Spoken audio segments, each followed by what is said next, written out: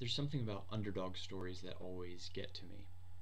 When I was in college, I was in a kinesiology class, which is the study of movement, and near the end of the semester, I think we had gotten through most of the material the teacher had, and so there was over two class periods that we ended up just watching Facing the Giants, which, if you're familiar with the story at all, is the story of this football team that kind of beats against all odds and ends up winning big. And I'd already seen the movie multiple times before, but there was just something about it, and it's been a while since I've watched it, but multiple times, it actually will make me almost emotional near the end of the movie. And so here I am sitting in this room of 80 other college students. The lights are down, thankfully. It's kind of theater seating, the room that we were in. But there's just tears streaming down my face as we get near the end of the movie. And it's, this story of the person you least expect, the people you least expect, the group you least expect, being able to pull it out in the end. Another story that always gets to me and is always a little surprising to me is the story of Corduroy. If you're familiar with the children's story of the little bear that's in the department store, and nobody wants this bear, and there's this girl that comes and sees him, and she just falls in love with him and wants her mom to buy this bear. But the mom says, well, there was a button missing, and the mom says, if you want the bear, you're going to have to come back with your own money. And so that night, this bear never realized before that he wasn't perfect, that he had this button missing. So off he goes on this adventure to try to find the button, and ends up riding the escalator, and is kind of in search of the things that he wants in order to become the bear that he wants to be. And he says, this must be a mountain. I've always wanted to be on a mountain, as he's going up the escalator. And he gets into a room with all the mattresses, and he says, this must be a palace. I've always wanted to be in a palace. And of course he has not been on a mountain or in a palace. And then he finds a bed, and he says, this must be a bed. I've always wanted a bed. He finds a little, what he thinks is a button, but is actually, the little thing on the mattress. And so he's pulling on it to try to replace his button. And I'm not going to go through the whole story, but ends up being found and taken back and put on the shelf where he belongs. And that morning then, the girl comes back with her own piggy bank to use her own money to buy this bear that she loves, even though he's not perfect. And she takes him home, and he says, this must be home. I know I've always wanted a home. But then the line that always gets to me is at the end. This little girl says to Corduroy the bear, she says, I like you just the way you are, but you'll be more comfortable if this shoulder strap is actually attached. And so she takes the bear and she attaches a button to him, and to his clothes, that his shoulder strap actually works. And there's something about that line that even now, after reading it however many times, when I'm reading it to the kids, sometimes I'll still get choked up as I read that. And in a sense, there's this deep longing in each of us to find someone who's willing to love us despite our own imperfections. In many ways, we know our own imperfections the best. We have to live with them every day. We know ourselves as we truly are, even the things that we don't let others see about us. And we each are longing for someone to say, I love you so much that I love you the way you are. But I'm going to do everything I can to help you be everything you can be for your own good. Because by improving and growing, it's actually good for you. And I love you so much, I don't want you to stay as you are. Even though I love you as you are, I don't want you to stay as you are. I want to see you be the best in everything that you possibly can be. And there's something about a story like that, seeing someone who, according to everybody else, would just be pushed aside. Like the football players in Facing the Giants, or like this teddy bear that is not perfect and isn't good, or what you'd expect. And so we, in our lives, these stories of people who we'd expect to be pushed aside, but instead we see actually being made great because somebody cares about them enough to stay with them, to see them through to the end, and to actually help them to become everything that they can be. In many ways, the story of Jesus, as Matthew tells it to us in Scripture, is a story of belonging. This question of who matters in the kingdom of heaven is a question that we find from the very beginning of the story all the way to the very end. Who matters in the kingdom of heaven? Who belongs in the people of God?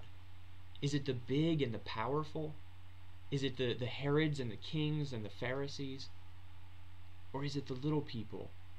Is it the women who are cast aside? Is it the lepers and the sick? Who matters and who belongs in the kingdom of heaven? And from the very beginning, we actually find this tension in the person of Jesus himself, who's presented in the beginning of Matthew as the Son of David, as the King of Israel, as the Messiah, the powerful one. But yet, at the same time, this Messiah and King of the Jews comes as a baby from what would have been perceived as an illegitimate pregnancy. He's born in Galilee, which is literally separated geographically from the center of the people of God, the nation of Israel, in Judea, where Jerusalem is. You have Samaria in between, and Galilee is up here. It's called Galilee of the Gentiles, even though it's Jews that live there, but they were kind of just ignored and forgotten about. And so this great one, this King of the Jews, this Messiah, he's born in a way he shouldn't be born. He's born in a place he shouldn't be born. He ends up being almost killed by King Herod before he's even out of his toddler years, and has to run to Egypt, a place that the Jews aren't even really supposed to go, according to the Old Testament. He flees to Egypt. He's followed by lowlifes, by fishermen, by people that are rejected by society. And ultimately, he ends up being killed by the state. And so this idea of this tension between who belongs in the kingdom of heaven, is it the big and the powerful, is it the small and the cast aside, and what does it even mean to be a person of God, to be part of the people of God, and who is it that belongs? Who belongs in the kingdom of heaven and to the people of God? And this is a theme that we find carried all the way through to our passage this morning in what is almost the very end of Matthew, at the scene of the crucifixion of Jesus. We read starting in verse 54. When the centurion and those with him who were guarding Jesus saw the earthquake and all that had happened, they were terrified and exclaimed, "Surely he was the Son of God." And if you remember, if you heard the sermon from last week, and maybe you didn't, and that's fine too, but where we're picking up here in the story of Jesus is that this Jesus, this Messiah, this Son of David, who's come to bring the kingdom of heaven, who has taught what the kingdom of heaven has looked like, who has shown it in his actions and in his deeds, is rejected by the leaders, by the Jewish leaders and the Roman authorities. He's convicted of the crime of blasphemy, claiming to be God.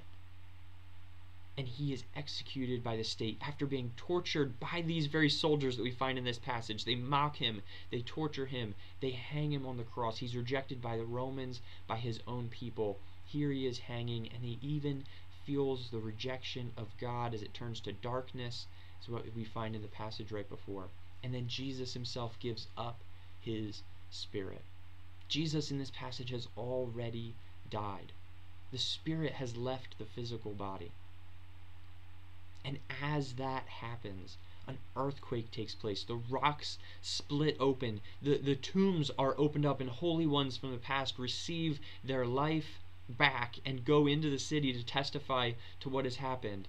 And then we read that the centurion, the Roman centurion, who would have overseen at least 100 soldiers, the Roman centurion and all who are with him. Now, the wording of the text through the whole chapter implies that it's probably not his entire legion of soldiers that are there with him. But it could have easily been 20, 30, 50 hardened Roman soldiers who just spent the last day mocking Jesus for his claim of being the King of the Jews, being the Son of God. They've spit on him. They've put a robe on him. They've made fun of him. And here they are now, and it's just ironic, this scene. You have these hardened Roman soldiers with their weaponry, and we find them guarding the dead body of Jesus. I mean, what were they expecting to happen here in this situation? I mean, obviously they're there guarding him as he's dying, but guarding from what? And this isn't even normal Roman practice. Normal Roman practice, they would have hung somebody on the cross. Sometimes it took hours, sometimes even days, till that person would die. And in normal Roman practice, they wouldn't even bury that person. They would hang them on the cross and just let them there till their body fell down and literally just rotted on the ground. In Judea, they allowed for the person to be buried because of how important that was to the Jewish people, but that was not normal Roman practice. But there's something about this Jesus, something about his claim to be the King of the Jews, that these soldiers stay not just to watch, but to guard.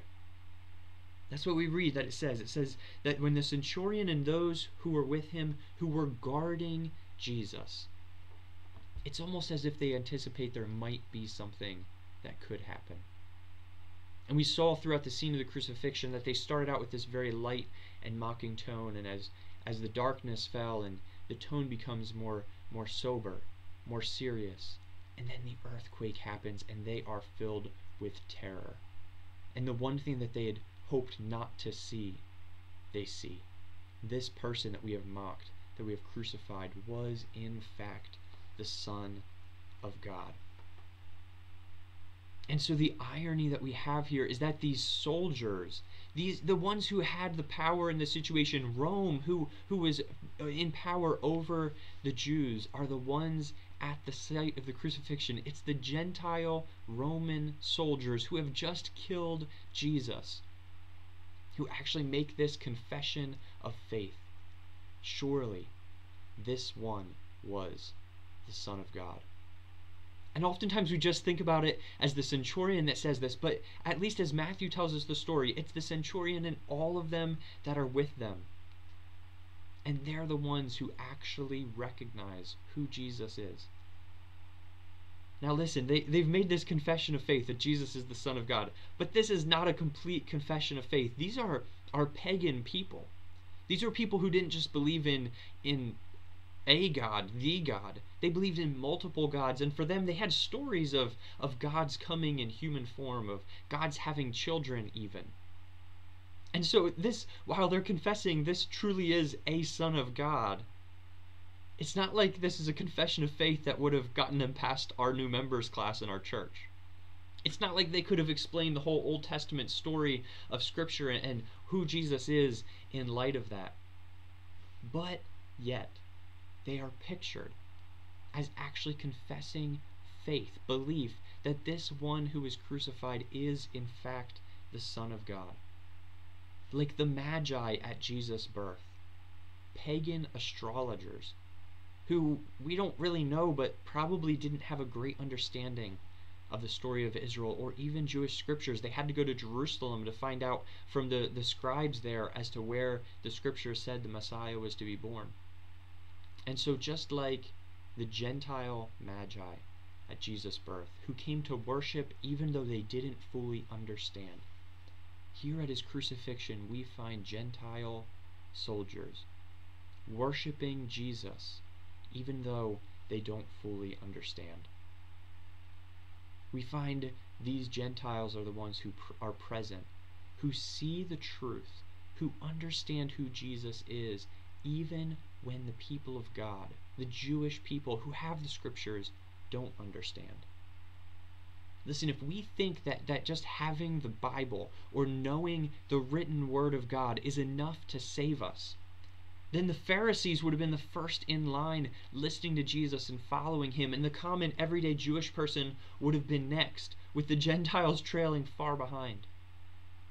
But here, in the story of Jesus according to Matthew, we find it's the exact opposite.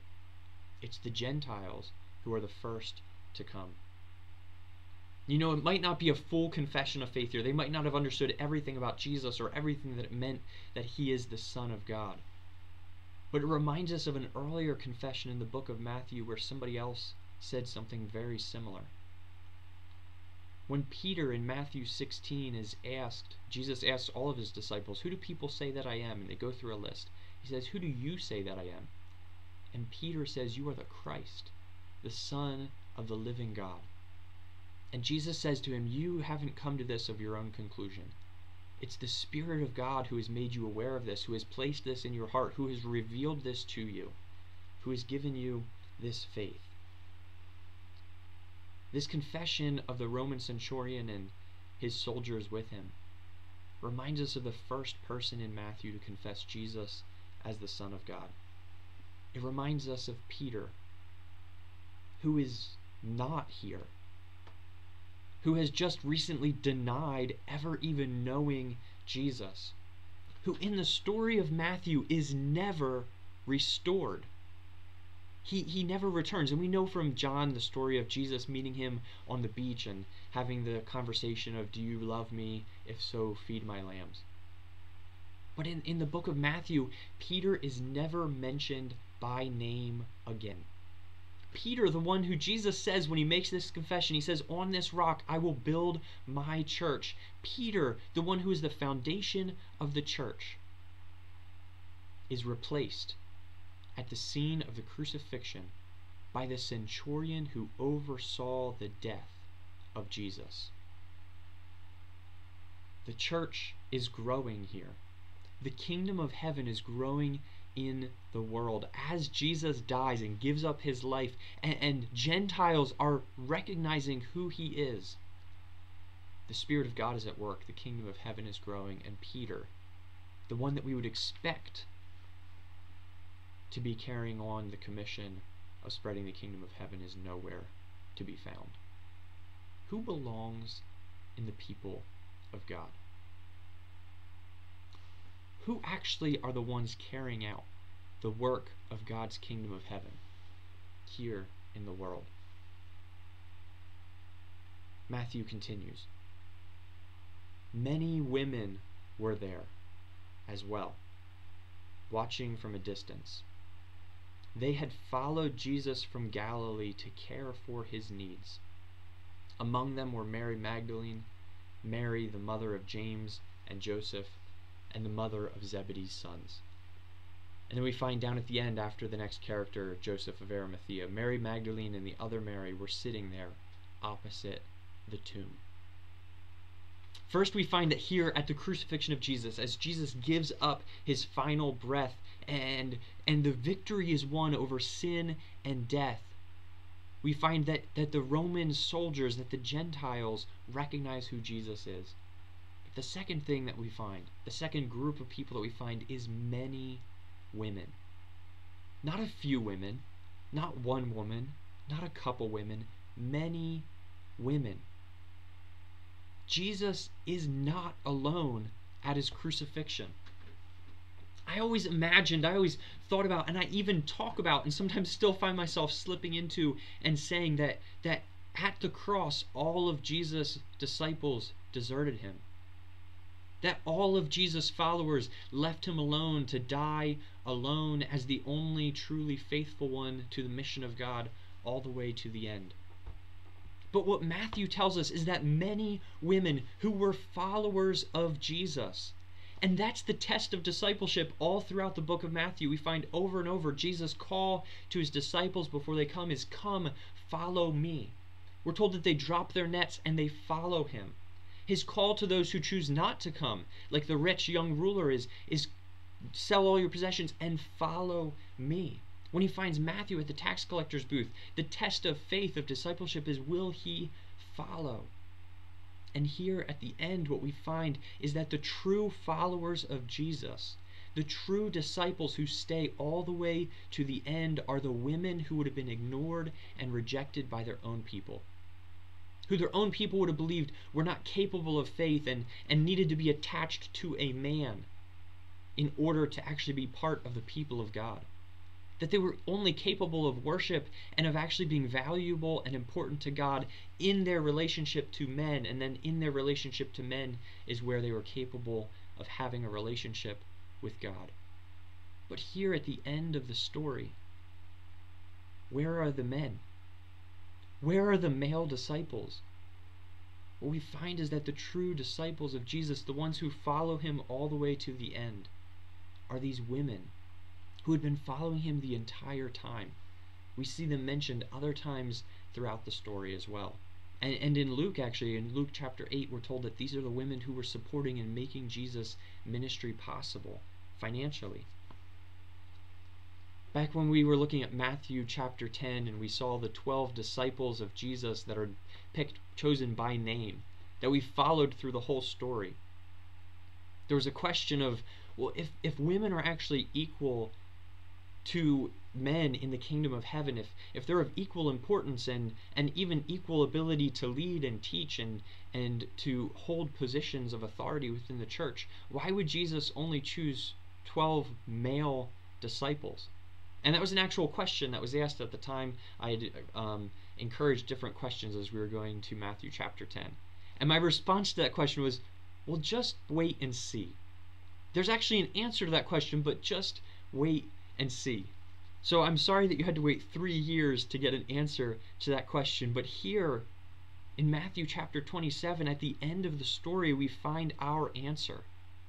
That actually a major theme in the book of Matthew, when we consider who is a true disciple of Jesus, who really will follow and who has faith, a point that Matthew is making is actually raising the women in the story up and showing us how they are the true disciples in this story all the way to the end.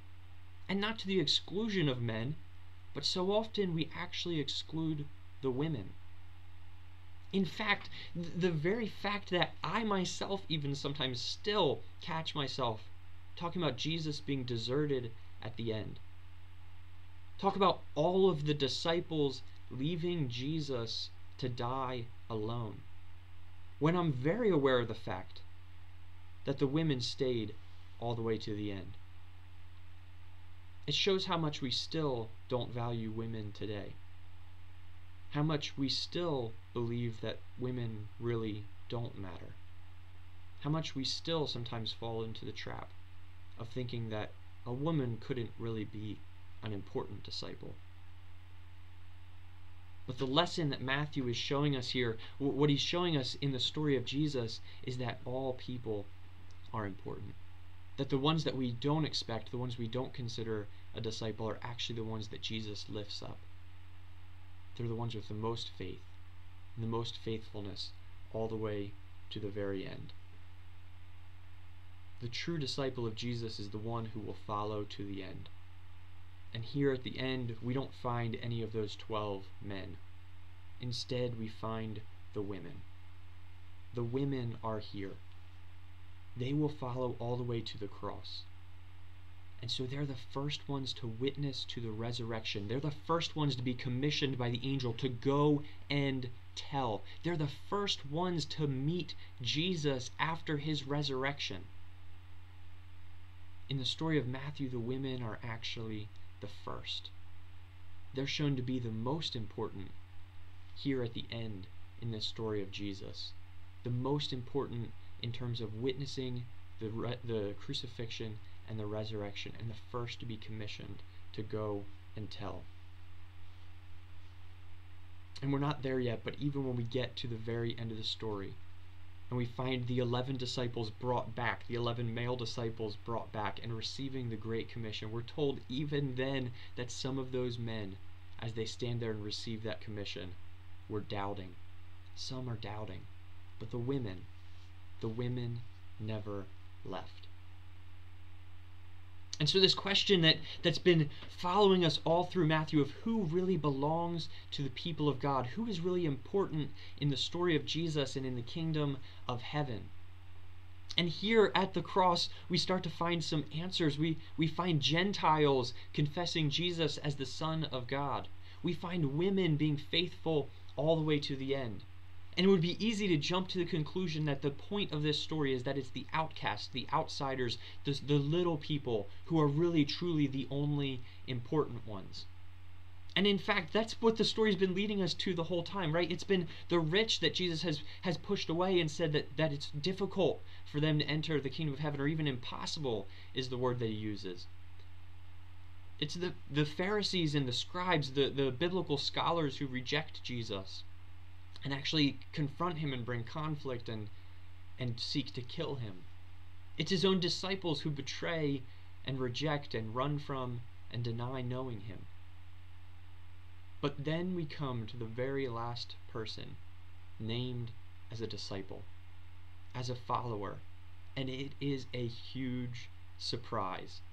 It is jaw-dropping in terms of the themes of the book of Matthew and the story of Jesus here as it's been presented to us.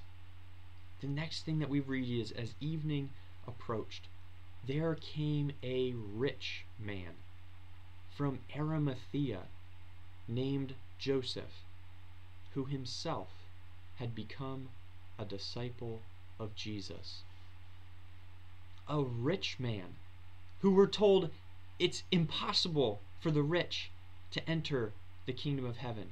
It's easier for a camel to go through the eye of a needle than for the rich man to enter the kingdom of heaven. He comes from Arimathea, which is in Judea. And remember, Jesus came from Galilee, separated to the north, and all of his disciples came from Galilee as well. And it was Judea who's portrayed in the story of Jesus here in Matthew as being the ones who actually start this pressure against Jesus as he comes into Jerusalem. The Galileans are the ones who stick with him through this last week as he goes into the temple and all these things. And it's the Judeans who actually are pushing for his death. And he's Joseph of Arimathea, the Judean who we find in Mark and in Luke actually sat on the council. He sat on the Sanhedrin, who had just convicted Jesus to death. Here comes Joseph of Arimathea, a powerful, rich, religious man, who, if we think that the point of the book of Matthew is that it's the outcast and the small person who is welcome in the kingdom of heaven to the exclusion of the rich and the powerful, this is the last person that we should expect to find as a disciple. There is so much surprising here in what is happening. This is almost the punchline of the story of Jesus in the book of Matthew. It is literally jaw-dropping. As evening approached, there came a rich man from Arimathea named Joseph, who had himself become a disciple of Jesus. Going to Pilate, he asked for Jesus' body, and Pilate ordered that it be given to him. Now think about this. He has just sat on the council who convicted Jesus to be killed for his claim to be the Son of God. And here he is taking Jesus' body and caring for him in his death. This literally could be a death sentence for him. Publicly identifying himself as a disciple of Jesus could put him in harm's way by the very people, by his friends, by those closest to him. Joseph took the body, wrapped it in a clean linen cloth, and placed it in his own new tomb that he had cut out of the rock. He rolled a big stone in front of the entrance to the tomb and went away. Mary Magdalene and the other Mary were sitting there, opposite the tomb. In his death, in Jesus' death, this rich man was willing to publicly identify himself with Jesus. He was willing to put himself in a place that could have meant him bearing his own cross. And he was willing to take Jesus and put him in his place, in his own tomb. This is faith. This is what it means to follow. It means to so value the teaching and work of Jesus that we are willing to put Jesus in our place and to put ourselves in his place. That we are willing to give up everything that is important to us in order to follow in the way of Jesus. There's a song that I've been listening to this week that the chorus says, "When I look into the face of my enemy, I see my brother. When I look into the face of my enemy, I see my sister." Joseph of Arimathea here was literally in the space of the enemies of Jesus. He's a disciple, he's a follower, but he's on the council that condemns Jesus to death.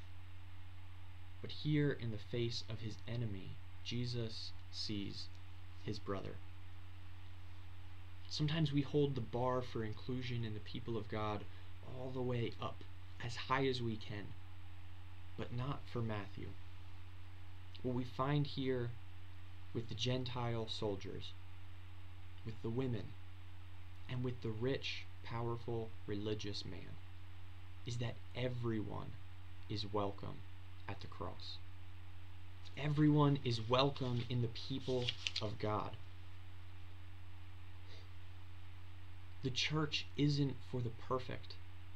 In fact, if there's anyone that Jesus turns away throughout the story of Matthew, it's the ones who think they are perfect, whether they're the rich and powerful or whether they're the outcast and the lowly. The people of God, the kingdom of heaven, isn't for those who see themselves as perfect.